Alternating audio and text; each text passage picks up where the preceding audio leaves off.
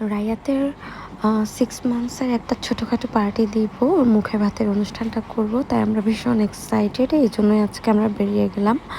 Hello, আসসালামু আলাইকুম everyone. সবাই কেমন আছেন? আশা করি সবাই ভালো আছেন। আমরাও বেশ ভালো আছি। সবাই জানে আমার একটা কিউট ছোট্ট বেবি আছে। ওর 6 মান্থসের মুখে ভাতের একটা পার্টি দিব ভেবে ভাবলাম।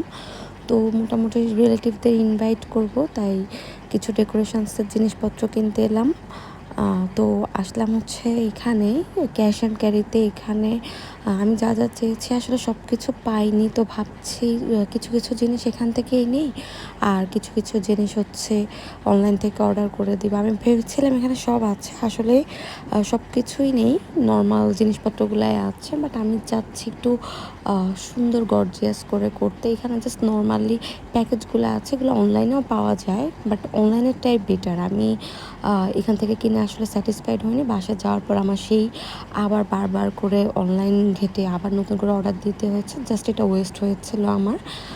তাই আমি সাজেস্ট করি সবাই বার্থডে পার্টি বা যে কোনো পার্টির জিনিসপত্রগুলো চেষ্টা করবে অনলাইন থেকে কিনতে। আসলে অনলাইনে ভালো প্যাকেজগুলো ওরা আসলে এমনভাবে রেডি করে দেয় যাতে ওদের কমপ্লেন না থাকে। তো তার সাথে আমি একটা হ্যাপি বার্থডে জাস্ট বাসায় গিয়ে একটা ছবি তোলার জন্য একটা ক্যাপ নিয়ে নিলাম। যাই হোক, একটুখানি টুকিটাকি শপিং করার পরে আমরা এসেছি এখানে একটু বার্গার খেতে ইচ্ছে করছিল ভীষণ। অনেক দিন হয়ে গেছে, আমার অপারেশনের পরে তো বার্গার খাওয়াই মানা, তো খাইনি। তো আজকে আর রেজার সাথে নেই, ইমুর সাথে আছে, তাই ভাবলাম একটা বার্গার খাই।